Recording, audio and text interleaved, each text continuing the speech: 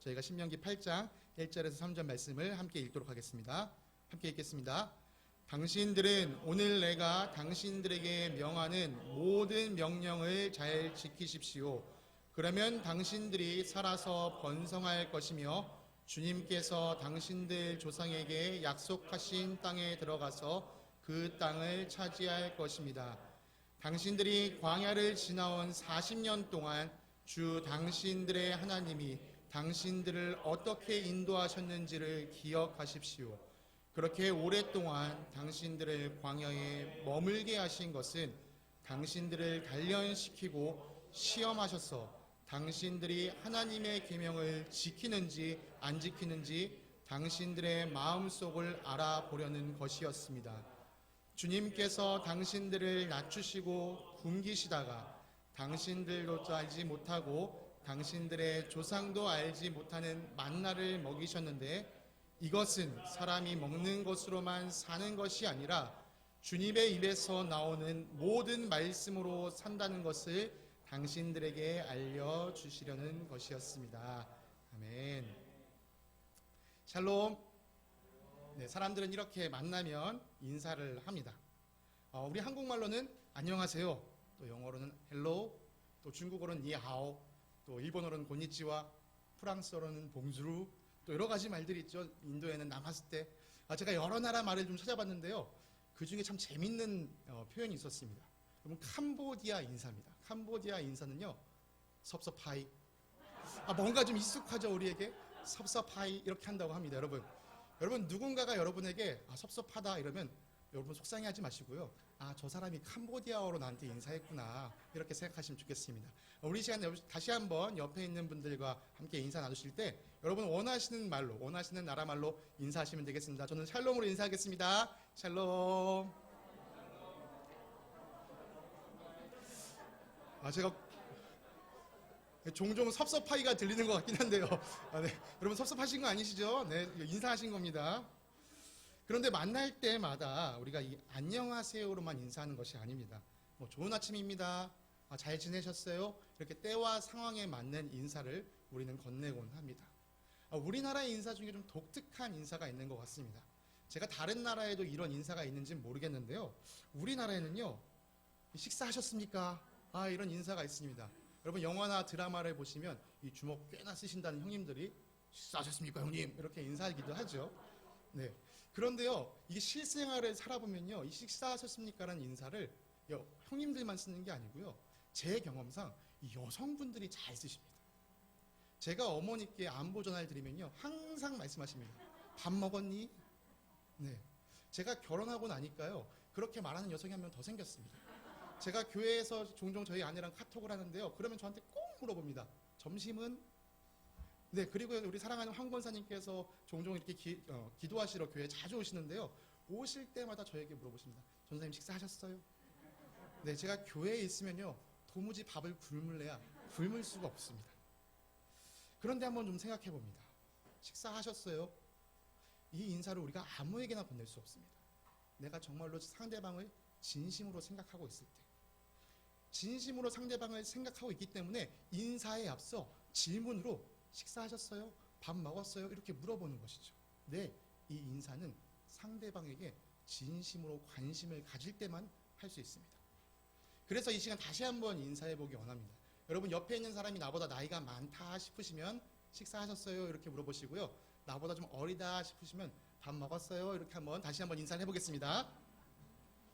식사하셨습니까?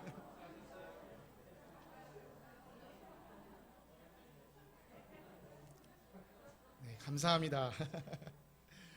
저도 다시 한번 여러분께 인사드리겠습니다. 여러분, 식사하셨습니까? 아마 이 인사에 어떤 분들은 이렇게 대답하실 것 같습니다. 네, 저 아침 잘 먹고 왔습니다. 혹은, 저희 집은 원래 아침을 안 먹고요, 저 이따 점심 맛있게 잘 먹을 겁니다. 네, 저도 여러분들께서 아침을 잘 드셨구나, 혹은 점심을 잘 챙겨 드시리라고 생각합니다. 제가 이 앞에서 여러분들의 얼굴을 보고 있으면요, 마치 다니엘과 세 친구의 얼굴과도 같습니다. 그들이 이 우상에게 바쳐진 고기를 먹지 않고 채식을 했음에도 얼굴에 생기와 윤기가 넘치는 것처럼 여러분들의 얼굴이 그렇게 생기와 윤기가 넘치고 있습니다. 그래서 제가 여러분의 끼니를 걱정할 필요는 사실 없어 보입니다. 또 제가 걱정한다고 해도 그걸 또 채워드릴 수 있는 입장도 아니기도 합니다. 그럼에도 저는 여러분들께 다시 한번 인사드리고 싶습니다. 여러분 식사하셨습니까? 제가 여러분에게 관심을 가지고 여쭤보는 것은 여러분의 영혼이 영의 식사를 하셨냐는 것입니다. 오늘 우리가 함께 살펴본 본문은 우리에게 매우 익숙한 말씀이 담겨 있는 것입니다. 그렇지만 이 본문 자체가 우리에게 익숙하기보다는 바로 예수님께서 여기에 나온 한 구절을 인용하셨기 때문에 우리에게 많이 익숙한 말씀입니다. 예수님께서 광야에서 40일간 금식하신 이후에 마귀의 유혹을 받으셨을 때 바로 이 신명기 8장 3절에 기록된 말씀을 선포하셨습니다. 여러분 한번 생각해 보십시오. 40일간 배를 굶은 상황. 그 상황에서 왜 예수님은 이 말씀을 선포하셨을까요? 오늘 우리가 이 말씀에 담긴 본문의 내용을 살펴보면서 우리에게 필요한 진정한 양식, 우리가 거르지 말아야 할 식사가 무엇인지를 생각해 보기 원합니다. 오늘 우리가 함께 읽은 본문이 담긴 이 신명기 8장의 내용은요, 아주 간단합니다. 하나님의 명령을 잘 지켜라. 그러면 내가 복을 받을 것이다. 이것이 오늘 우리가 함께 읽은 1절, 2절, 3절을 포함해서 10절까지의 말씀입니다. 이어지는 11절부터 20절까지의 말씀은 이렇습니다. 하나님을 잊지 마라. 하나님을 잊으면 내가 망할 것이다. 특히 모세는 이렇게 경고합니다. 너가 하나님 주신 복을 받아서 배가 부를 때에 하나님을 잊지 말아라. 여러분, 이 배가 부를 때 하나님을 잊는 것은요, 시대와 문화를 초월하고 우리 모든 인간에게 있는 이 모질함인 것 같습니다. 우리나라는 복음이 이 땅에 들어오기 전까지 찢어지게 가난한 나라였습니다. 그런데 100여 년 전 이 땅에 복음이 들어와서 어둠을 밝혀내고 이 땅이 유례없는 발전을 시작했습니다. 100여 년 만에 이 나라는요, 아무도 주목하지 않는 나라에서 세계경제대국 10위에 이르는 나라에 이르렀습니다. 그 사이에 우리의 심령은 어떤 변화가 있었습니까? 복음이 처음 들어왔을 때 선교사들이 이 땅의 기독교인들을 보고 바이블 러버, 성경을 사랑하는 사람들이라고 불렀습니다. 그런데 오늘날 이 땅에서 성경을 사랑하는 사람들이 찾아보기가 너무나도 힘듭니다. 그런 점에서 신명기 8장에 나타났던 이 모세의 경고와 또한 잠언 30장에 있는 이 아굴의 간구는 오늘을 살아가는 우리에게도 여전히 필요한 경고와 간구라고 생각됩니다. 아굴은 잠언에서 이렇게 기도하였습니다. 주님께 두 가지 간청을 드리니 제가 죽기 전에 그것을 이루어 주십시오. 허위와 거짓말을 저에게서 멀리하여 주시고 저를 가난하게도 부유하게도 하지 마시고 오직 저에게 필요한 양식만을 주십시오. 제가 배불러서 주님을 부인하면서 주가 누구냐고 말하지 않게 하시고 제가 가난해서 도둑질을 하거나 하나님의 이름을 욕되게 하거나 하지 않도록 하여 주십시오. 이 아굴의 간구는요, 우리 주님께서 가르쳐 주신 기도와도 비슷한 면이 있습니다. 오늘 우리에게 필요한 양식을 내려 주시고, 이 필요한 양식, 개역 개정에는 일용할 양식이라고 기록되어 있는 부분입니다. 딱 하루 먹을 수 있는 정도의 양식. 나중에 먹을 것을 냉장고에 보관하는 것이 삶의 방식이 된 우리에게는 불평한 삶의 방식이고 불편한 기도 제목입니다. 그렇지만 이것이 우리에게 유익합니다. 여러분, 먹을 음식이 풍성한 것뿐만이 아니고요, 그 어떤 것이든지 우리에게 풍성한 것이요, 때로는 우리에게 해가 됩니다. 왜냐하면 우리 마음은 내가 손에 쥐고 있는 그것을 의지하고 살아가려는 습성이 있기 때문입니다. 우리가 오직 의지해야 할 분은 하나님 한 분뿐임에도 불구하고 내 손에 쥐어진 그것을 바라보며 이것이 나를 살게 하겠다라고 생각하기 때문에 우리에겐 풍성한 것보다 필요한 만큼 주어진 것이 유익이라고 할 수 있습니다. 하나님은 우리 손에 차고 넘치는 것보다 하나님께만 집중하여 하나님만을 의지하는 것이 유익임을 이스라엘 백성에게 가르치고자 하셨습니다. 그래서 하나님은 이집트를 탈출하여 광야를 지나고 있는 이스라엘 백성에게 먹을 것으로 이것을 가르쳐 주셨습니다. 본문 2절과 3절을 제가 다시 한번 읽어드리겠습니다. 당신들이 광야를 지나온 40년 동안 주 당신들의 하나님이 당신들을 어떻게 인도하셨는지를 기억하십시오. 그렇게 오랫동안 당신들을 광야에 머물게 하신 것은 당신들을 단련시키고 시험하셔서 당신들이 하나님의 계명을 지키는지 안 지키는지 당신들의 마음속을 알아보려는 것이었습니다. 주님께서 당신들을 낮추시고 굶기시다가 당신들도 알지 못하고 당신들의 조상도 알지 못하는 만나를 먹이셨는데 이것은 사람이 먹는 것으로만 사는 것이 아니라 주님의 입에서 나오는 모든 말씀으로 산다는 것을 당신들에게 알려주시려는 것이었습니다. 이스라엘 백성이 40년 동안 돌아다녔던 광야는 농사를 지을 수 없는 척박한 땅이었습니다. 그런 땅에서 그들이 굶어 죽지 않고 40년을 살았다는 것, 이것 자체가 엄청난 기적입니다. 그들이 어떻게 먹을 것을 구하고 살았습니까? 여러분 아시는 것처럼요, 하나님께서 내려주신 만나 덕분이었습니다. 이 만나는요, 이것이 무엇이냐? What is this? 라는 이 히브리 말 만후에서 나온 표현입니다. 네, 이스라엘 백성들도요, 자기 입으로 들어가는 이 음식이 어디서 어떻게 생긴 건지 알지 못했습니다. 그야말로 만나는 하나님께서 베푸신 은혜의 음식이며 기적의 음식이었습니다. 그런데 이 만나를 취하는 방법에는요, 좀 독특한 점이 있었습니다. 그것은 이 하루에 거둘 수 있는 양이 제한돼 있었다는 것이죠. 한 사람당 한 오멜씩, 오늘날로 따지면 이 생수병 큰 것 하나와 이 작은 것 조금 채워지는 약 2.2리터의 양만 하루에 거둘 수 있었습니다. 만약 어떤 사람이 정해진 양보다 더 많이 거두어서 자기 집에 쟁여놨다가 그것을 그날에 먹지 못하면 반드시 거기에는 악취가 나고 벌레가 생기게 되어 있었습니다. 또 이 만나를 거두는 데는 독특한 한 가지 방법이 있었습니다. 그것은 바로 안식일 전날이었습니다. 안식일 전날에는요, 평소보다 2배를 많이 거두게 하셨습니다. 그리고 그것을 집에 보관했다가 안식일이 되었을 때는 보관한 것을 먹게 하신 것이죠. 평일에는 더 거두었다가 보관하면 반드시 벌레가 생기고 악취가 났는데 안식일 전날에는 2배를 거두어도 그런 일이 발생하지 않았었습니다. 네, 이스라엘 백성은요, 하나님께서 정해주신 이 법칙만 따라서 하면 먹을 것을 걱정하지 않고 살 수 있었습니다. 그런데 여러분, 어떤 일이 일어났는지 여러분들도 이미 성경을 통해 알고 계십니다. 출애굽기 16장을 살펴보면요, 평일에 어떤 사람들이 자기가 거둘 수 있는 것보다 더 거두어서 집에 보관했다가 벌레가 생기고 악취가 나는 일을 경험했습니다. 또 어떤 사람들은 안식일 전날이 되었지만 평소처럼만 거두었다가 안식일이 되었을 때 문을 열고 나가서 만나가 없네, 이렇게 허탈하게 돌아오는 경험을 하기도 했습니다. 여러분, 하나님께서 이 아주 간단한 명령, 만나를 거두는 이 간단한 명령을 주셨는데도 그들은 그것을 제대로 지키지 못했었습니다. 왜 그랬을까요? 네, 하나님 말씀을 그들 마음에 두지 않았기 때문에. 하나님이 뭐라 하시든 내가 하고 싶은 대로 할 거예요. 다시 오늘 본문 2절과 3절을 살펴보기 원합니다.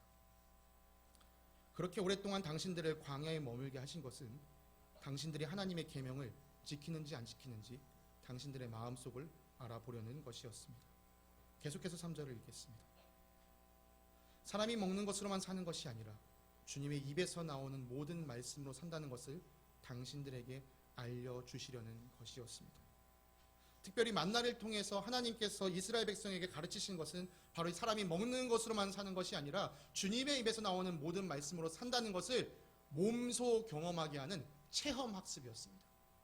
이스라엘 백성은요, 머리로만 기억하는 것이 아니라 그것을 몸으로 기억해서 우리가 먹는 것으로 사는 게 아니라 하나님 말씀을 따라 사는 것이구나 라는 것을 알게 하셨습니다.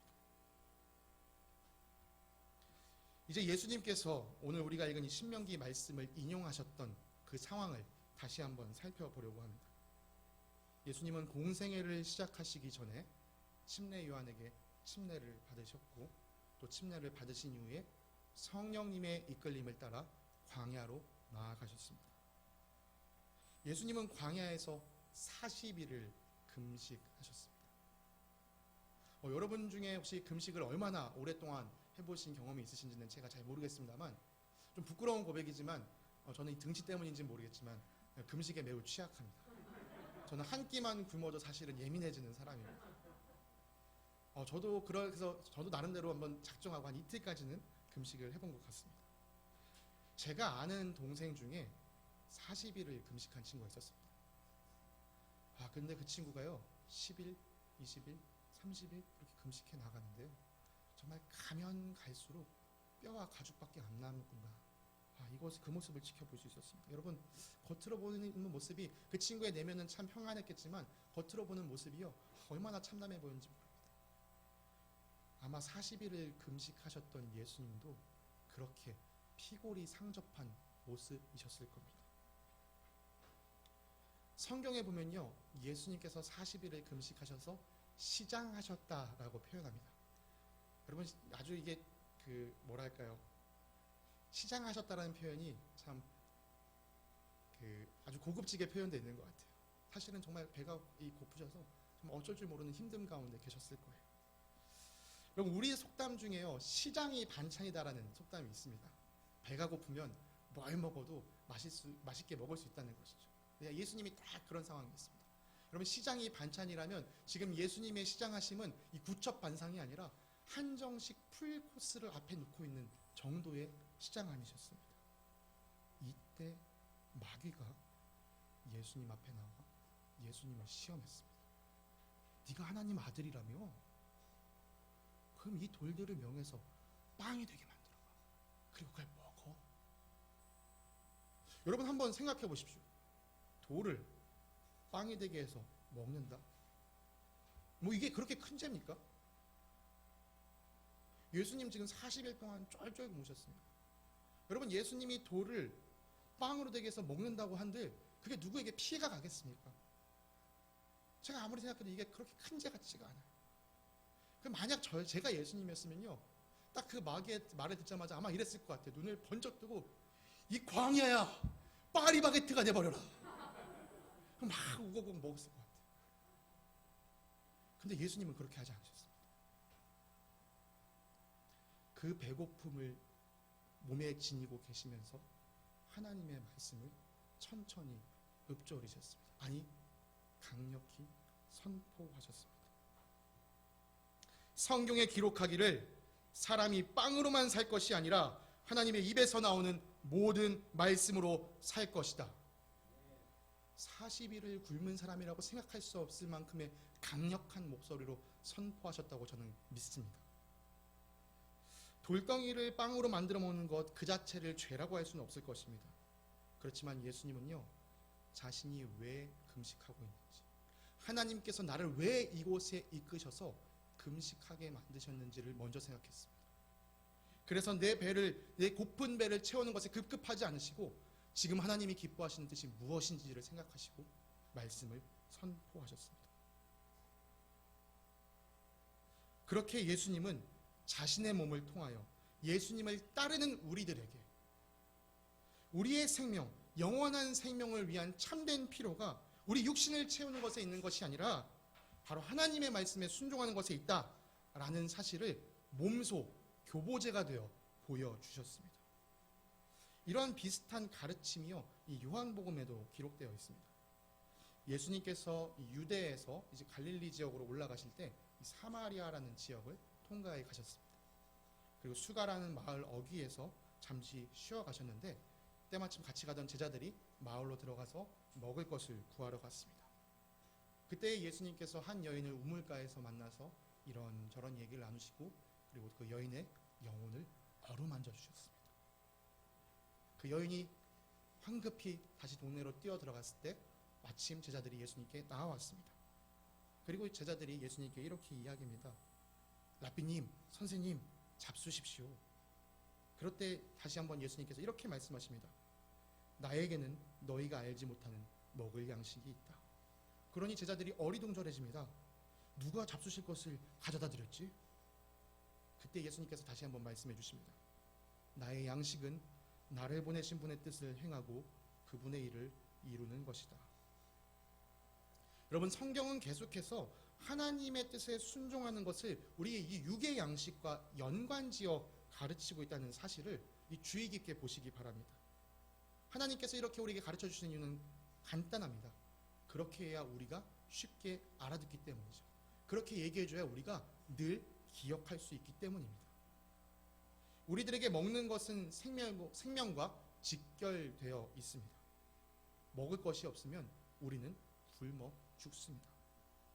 하나님은 우리가 생명과 직결되었다고 생각하는 이 먹는 것과 더불어서 이 먹는 것보다 더 중요한 것이 바로 하나님의 말씀에 순종하는 것이며, 그것이 우리에게 영원한 생명을 준다라고 계속해서 가르쳐주고 계신 것이죠.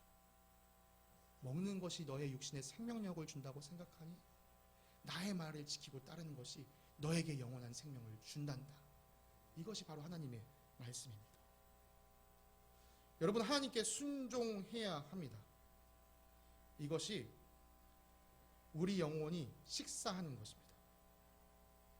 그런데 여러분, 우리가 이 순종, 이 영혼의 식사로 나아가는 데는요, 여러 단계를 거쳐야 합니다.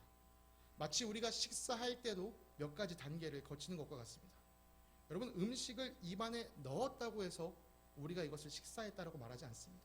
입안에 음식을 넣고 그것을 씹어 삼켜서 내 뱃속에 넣을 때야 비로소 나는 밥을 먹었다, 식사했다라고 이야기합니다. 이와 마찬가지로 영혼의 식사인 순종으로 나아가려면 여러 단계를 거쳐야 합니다. 순종의 첫 단계는 바로 듣는 것입니다. 식사의 첫 단계가 입속에 음식을 넣는 것이듯 하나님의 말씀을 마음속에 넣는 것이 영혼의 식사인 순종의 첫 번째 단계입니다. 듣지 않으면 순종할 수 없습니다. 듣지 않고 순종했다고 말할 수 없습니다. 제가 예를 한번 들어보겠습니다. 우리 어린이 친구들이 있기 때문에 어린이 친구들의 수준에서 한번 예를 들어보겠습니다. 학교에서 소풍을 갔다고 한번 생각해 보세요. 선생님이 우리 아이들에게 얘기합니다. 얘들아, 휴지 함부로 버리지 말고 너희들 가방에 다 집어넣어. 그리고 집에 가서 버려. 어떤 아이들은 선생님의 말씀을 듣고 휴지를 함부로 버리지 않고 가방에 집어넣습니다. 그렇지만 어떤 아이들은 그냥 휴지를 막 버립니다. 그런데 지나가던 한 아저씨가 아이들이 버린 휴지를 쓱쓱 주워서 갔다라고 칩시다. 여러분, 이 아저씨가 선생님 말씀에 순종한 것이다 라고 말할 수 있을까요? 그렇게 말할 수 없습니다. 이 아저씨는요, 그냥 자기가 생각하기에 해야 할 일, 옳은 일을 한 것뿐입니다. 지금 이 예시에서 순종한 사람은요, 선생님 말씀을 듣고 가방에 휴지를 넣은 아이들만 순종했다라고 말할 수 있습니다. 이처럼 우리가 하나님께 순종하려면요, 먼저 하나님 말씀을 들어야만 합니다. 오늘 우리가 사는 이 시대는요, 하나님 말씀을 듣기에 너무나도 좋은 환경을 가지고 있습니다. 인류 역사상 이 시대만큼이나 하나님 말씀을 접하기 쉬웠던 때는 없었습니다. 여러분, 우리에게는 너무 익숙하고 당연한 이 성경책이 우리 손에 쥐어지기까지 얼마나 많은 수고와 헌신과 희생이 뒤따랐는지 여러분 알고 계십니까? 성경을 많은 사람들이 읽을 수 있도록 각 나라의 말로 번역하는 일을 하기 위해서 많은 사람들이 목숨을 내놓았습니다. 또 이 성경을 다른 민족에게 전달하기 위해서도 수많은 사람들이 목숨을 희생했습니다. 그렇게 누군가의 핏값으로 쓰여지고 전달받아진 이 성경이 오늘 우리에게는 서점에 가서 3, 4만 원이면 사볼 수 있게 되었고, 아니 이제는 여러분 손바닥에 들고 있는 그 스마트폰에 앱 하나만 설치하면 언제든지 성경을 볼 수 있는 시대가 되어버렸습니다.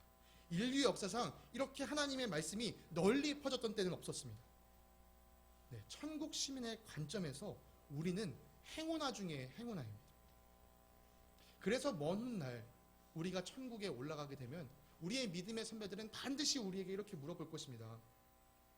여보시오, 당신 집에는 하나님 말씀이 기록되어 있었던 책이 있었다면서요? 당신은 이렇게 핸드폰 손바닥 위에서 하나님 말씀을 마음껏 읽을 수 있었다면서요? 그게 얼마나 행복한 일이었나요? 아무래도 당신은 하루 종일 그 말씀을 보니라 정신이 없었겠군요.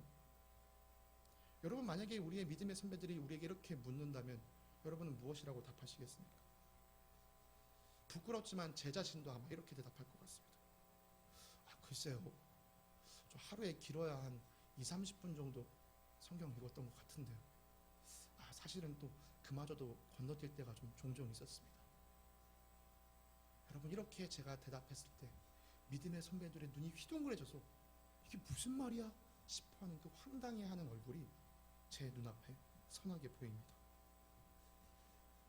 우리는 어느 때보다 하나님 말씀을 가까이 하며 마음만 먹으면 밤낮으로 묵상할 수 있는 시대에 살고 있습니다.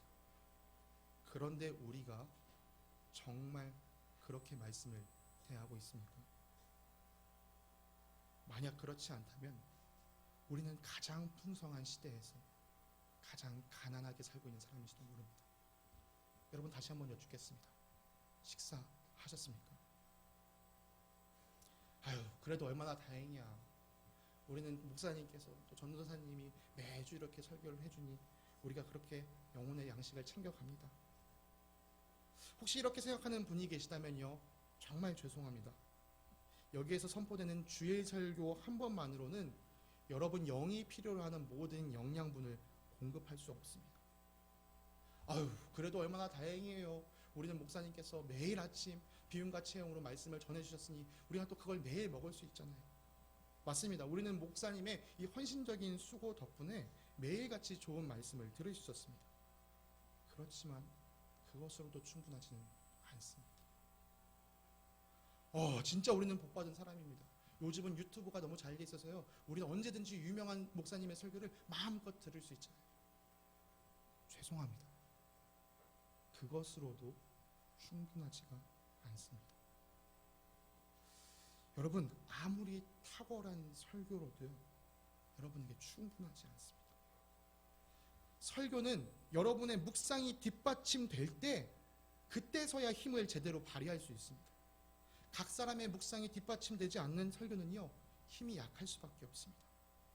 비유하자면 우리의 말씀 생활은요, 마치 자전거와 같습니다. 설교는 자전거 앞바퀴 역할을 감당합니다. 올바른 방향으로 나아갈 수 있도록 인도해 주는 것이죠. 여러분의 묵상은 자전거 뒷바퀴에 해당합니다. 나아갈 동력은 바로 이 뒷바퀴를 통해서 얻어지는 것이죠. 여러분 중에 외발 자전거를 잘 타시는 분이 계신지는 모르겠습니다.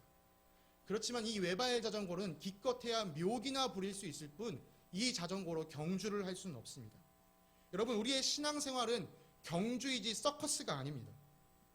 경주에 임하려면 경주용 자전거를 타야 합니다. 설교 혹은 묵상 하나에 의존하지 않고 이 둘을 잘 병행해야만 합니다. 오늘 설교가 먹는 것을 비유했으니 계속해서 이 설교와 묵상을 먹는 것에 다시 한번 비유하기 원합니다. 목사님 그리고 저와 같은 목회자가 이 강단에서 선포하는 말씀은요, 이 설교는 여러분 밥과 같습니다. 밥 짓는 사람에 따라 밥맛이 좋기도 하고 또 밥맛이 좀 덜하기도 하지만요, 어쨌든 이 밥만으로 우리가 식사했다라고 이해하기는 어렵습니다. 밥으로 끼니는 때울지는 모르겠지만 든든한 식사는 힘듭니다. 밥상 위에는 밥과 더불어 반찬이 있어야 합니다. 그래야 맛이 나고 또 필요한 영양소를 공급받을 수 있습니다. 묵상을 많이 한 사람일수록 이 설교를 들으면서 여러 가지 맛을 누리고 갈 것입니다. 이번 주에 내가 이 말씀 이렇게 읽었었는데.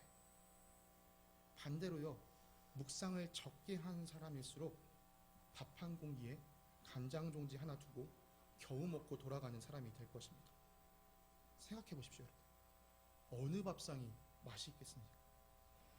여러분은 어느 밥상을 드시기 원하십니까? 네, 목사님과 저는 앞으로도 이 밥을 맛있게 짓도록 열심히 노력하겠습니다. 그렇지만 맛있는 밥상이 될 수 있도록 우리 성도님들께서도 함께 노력하여 주시기를 부탁드립니다. 묵상에 관한 한 가지 글을 또 여러분과 나누고 싶습니다. 여러분들이 익히 이미 알고 계시는 이 유진 피터슨이라는 분이 쓰신 책입니다. 유진 피터슨은 우리에게 이 메시지 성경이라는 책으로 널리 알려져 있는데요. 이분이 쓰신 책 중에 이 책을 먹어라 라는 책이 있습니다. 여기에 이분이 묵상에 대해서 곰곰이 생각한 것을 기록한 내용이 있었습니다. 성경에서 묵상하다라는 이 단어는요, 히브리어로 하가라고 합니다. 이 성경의 하가라는 단어는 대부분 묵상하다, 아니면 중얼거리다, 집중하여 생각하다, 이런 뜻으로 번역이 되어 있습니다. 그런데 유독 성경 한 군데에 이 하가가 다른 뜻으로 쓰여진 것이 있습니다. 바로 우리가 2달 동안 묵상했던 이 이사야서 말씀에는 하가가 조금 다른 뜻으로 쓰여져 있습니다. 이사야서 31장 4절에요. 사자가 자기의 먹이를 움키고 으르렁거릴 때, 바로 이 으르렁거린다, 이 단어가 하가라고 기록되어 있습니다. 여러분, 우리가 생각하는 묵상, 그리고 으르렁거린다, 접점이 전혀 보이지가 않습니다. 그런데 어느 날 유진 피터슨 이 목사님이요, 자기 집에서 키우던 개를 보면서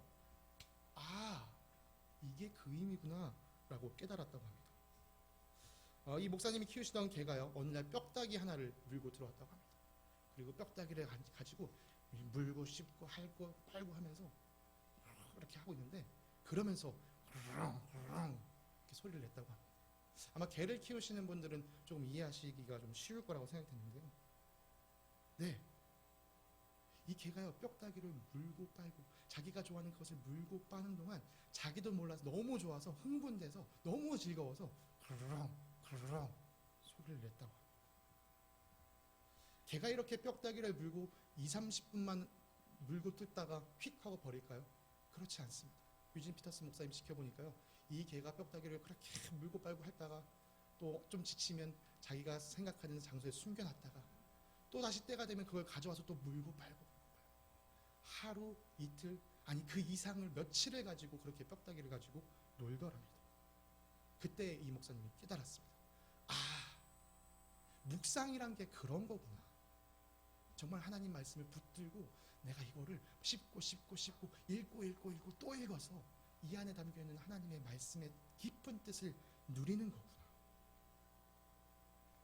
말씀 하나를 붙잡고 그 안에 담긴 이 맛, 저 맛을 다 누리는 것, 그렇게 즐거워하는 것이 묵상입니다. 자, 그래서 이제 우리가 이 새로운 묵상을 시작하려고 합니다. 여러분 들어오실 때 이미 다 받으신 이 묵상 책으로 여러분과 함께 새로운 묵상을 시작하려고 합니다. 이러니까 제가 마치 책을 파는 사람 같은 좀 느낌이 있긴 한데요. 네, 여러분 이제 목사님께서 1,500원이라는 가격을 말씀해 주셨지만 사실 그보다 더 값어치 있다고 생각합니다. 여러분이 이 책의 값어치는요, 이게 만들어진 것에 값어치가 있는 것이 아니라 여러분들이 해나가는 것에 따라 이 값어치가 올라가게 될 것입니다. 여러분, 이런 책은 없습니다. 세상의 모든 책은요, 중고가 되면 값어치가 떨어집니다. 근데 이 책은요, 여러분이 쓰시면 쓰실수록, 여러분이 붙잡으면 붙잡을수록 이 책의 가치는 더욱더 높아질 것입니다. 제가 지금 말씀드리는 이 묵상집 사용법은 이미 이 묵상집 안쪽에 여러분 제가 기록해뒀습니다. 그러니까 적으실 필요 없이 제가 드리는 말씀을 귀담아 들어주시고 나중에 집에 가셔서 이 내용을 한번 읽어보시기를 부탁드립니다. 안에 보시면 구성이 이렇게 되어 있습니다. 맨 처음에 묵상집 가이드가 있고요. 그 옆에 우리가 함께 읽을 이 마태복음에 대한 책 소개가 들어 있습니다. 그 다음부터는 이제 마태복음을 우리가 묵상하면서 기록할 수 있는 내용이 들어 있습니다. 여러분, 우리가 새롭게 할 묵상의 포인트는 한 말씀을 가지고 한 본문을 가지고 반복하여 읽는 것에 있습니다. 그래서 우리는 이제 마태복음 1장 한 장을 두고 3일간 읽어볼 것입니다. 여러분, 여기서 중요하게 생각하실 게 있습니다.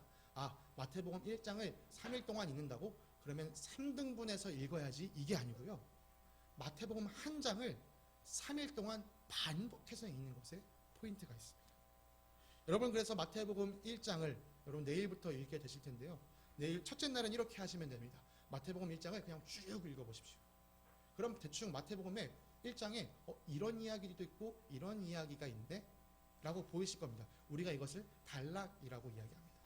여러분, 그래서 여러분이 마태복음 1장을 읽으시고 1절부터 한 15절에는 이런 얘기가 있었는데 그리고 16절부터 20절까지는 이런 얘기가 있었는데, 그렇게 한 줄만 간단하게 1절부터 15절까지는 무슨 얘기, 또 16절부터 20절까지는 무슨 얘기, 이렇게 한 줄만 첫째 날에는 그렇게만 기록하시면 됩니다. 물론 여러분이 가지고 계신 이미 성경책에는요, 그렇게 단락이 다 구분되어 있습니다. 나중에 성경책을 열어보시면 파란색 글씨로 제목이 쓰여 있는 것을 알 수 있으실 텐데요. 네, 여러분 처음 시작하시는 단계에서는요, 그 제목 자체를 옮겨 쓰시는 것도 좋습니다. 그렇지만 내가 좀 더 심화해서 훈련하고 싶다라고 생각하시는 분들이 계시면 그 제목을 직접 지어보시기를 권면합니다. 그리고 더 나아가서 내가 더 깊은 훈련을 하고 싶다라고 생각하시는 분이 계시다면 성경에 있는 그 단락을요, 여러분 구애받지 마시고 여러분 스스로 단락을 나눠보셔도 좋습니다. 왜냐하면 여기 되어 있는 이 단락 구분은 원래 성경에 애초부터 되어 있는 것이 아니라 사람들이 훗날에 적용한 것이기 때문이죠. 그래서 여러분들이 여기에도 구애받지 않고 스스로 단락을 구분해 보셔도 좋습니다. 근데 첫째 날은 이렇게 마태복음 1장을 쭉 읽고 이런 이야기가 있었지, 이런 이야기가 있었지 간단하게만 쓰시면 좋겠습니다. 그리고 여러분들이 마태복음 1장을 읽으면서 특별한 사건이 있었다면, 예를 들면 예수님의 탄생이 기록되어 있다면 여러분 머릿속으로 예수님의 탄생 장면을 한번 떠올려 보십시오. 아, 예수님이 이렇게 말구에 누워 계셨지. 네, 이런 장면을 상상해 보시는 것으로 이 첫째 날을 보내시면 좋겠습니다. 그리고 아래에 있는 빈칸에는 여러분이 마태복음을 읽으시면서 여러분 마음에 와닿았던 구절 한 구절을 기록하시면 됩니다. 이렇게 첫째 날 묵상을 우리가 마칠 것입니다. 둘째 날에는요, 이 첫째 날 묵상을 이어갈 것입니다. 여러분이 첫째 날 단락 구분했던 것들, 그 단락 안에 세부적인 내용을 채워가시면 좋겠습니다. 예를 들면 마태복음 1장에는 예수님의 계보가 나옵니다. 그리고 계보를 읽어보시면 예수님이 아브라함부터 다윗까지 연례되었고, 또 다윗부터 바벨론 포로까지 연례되었고, 또 바벨론 포로부터 예수님까지 연례되었네. 예수님의 족보에는 여자들의 이름도 기록되어 있네. 이런 것들을요, 여러분들이 구분하신 그 제목 아래다가 짧게 기록해 주시면 됩니다. 그래서 이 정말 마태복음 1장에 무슨 내용이 있었지? 이거를 여러분 스스로 생각해 보시면 좋겠습니다. 그리고 둘째 날에는요, 이 마태복음 1장을 잘 요약할 수 있는 성경 구절 한 구절, 내 마음에 와닿았던 것과 다른 구절에도 상관이 없습니다. 이 마태복음을 잘 요약하고 있는 그 한 구절을, 여러분 생각하시는 그 한 구절을 밑에 빈칸에 적어주시면 됩니다. 그리고 셋째 날 묵상은 이렇습니다. 하나님께서 이 말씀을 왜 주셨지? 하나님께서 이 말씀을 어떤 마음으로 주셨지? 여러분 이거 너무 어렵게 생각하지 않으셔도 좋습니다. 여러분 이미 일상생활에서요, 다른 사람들과 대화할 때 그걸 여러분 마음속에 생각하고 있습니다. 저 사람이 지금 나한테 왜 이 이야기를 하지? 저 사람이 이런 이야기를 할 때 어떤 마음으로 이야기하고 있는 거지? 근데 똑같이 하나님의 말씀을 읽으실 때요, 그렇게 하시면 됩니다. 하나님이 왜 이 말씀 하시지? 하나님이 어떤 마음으로 이 말씀을 주시는 거지? 그리고 셋째 날에는요, 하나님의 마음이 가장 잘 느껴지는 그 구절을 빈칸에 적으시면 좋겠습니다. 네, 이렇게 우리가 한번 천천히 성경을 음미해 보려고 합니다. 전도사님 나 첫째 날, 둘째 날, 셋째 날 모르겠어. 여러분 걱정하지 마십시오. 모르겠다, 너 이거 너무 골치 아프다 하시는 분은요, 그냥 마태복음 1장을 들고 그냥 3일 동안 반복해서 읽으시면 됩니다. 그러면 이 과정을 거치지 않아도요, 여러분 마음에 그게 자연스럽게 스며들 것입니다. 네, 너무 복잡하게 생각하지 마시고요, 내가 3일 동안 마태복음 한 장, 그리고 또 다른 3일 동안 또 마태복음 또 다음 장, 이거 일주일에 2장을 읽어내겠다, 이렇게만 생각하셔도 좋습니다. 그런데 만약 정말 우리 어르신들, 정말 나이가 많은 어르신들 중에 내가 정말 눈이 침침해서 읽는 것 자체가 힘들다 하시는 이런 분들 말고, 내가 일주일에 성경 2장 읽는 것도 솔직히 좀 힘듭니다, 이렇게 말씀하실 분이 계시다면 사실 제가 뭐라고 드릴 말씀이 없습니다. 만약 그런 마음이 계신다면요, 주님 앞에 간구하십시오. 주님, 제가 말씀을 읽을 마음을 제발 저에게 허락해 주십시오. 주님, 제 마음을 만져주십시오. 저도 같이 여러분을 위해서 그럼 기도하도록 하겠습니다. 이제 말씀을 좀 마무리하려고 합니다. 사랑하는 성도 여러분, 이 묵상 너무 어렵게 생각하지 마십시오. 제가 설명드렸던 방법이 너무 복잡하다고 여러분 겁먹지 마십시오. 그저 이 말씀에 담긴 참맛을 누려보겠노라 라는 설레임과 기대감만 여러분 안에 품기를 원합니다. 마치 여러분 진한 사골 국물은요, 계속 끓여야지만 나오는 것처럼, 여러분 이제 이 하나님의 말씀을 붙잡고 읽고 또 읽으면서 하나님이 주신 그 참 깊은 맛을 누려보시길 원합니다. 제가 사골국 얘기를 하니까 저희 어머니가 끓여주신 사골국이 생각나서 지금 입맛이 다셔지는데요. 네, 이런 입맛 다셔지지. 하나님 말씀을 생각하실 때 이런 입맛이 다셔지는 것이 여러분의 있기를 간절히 바랍니다.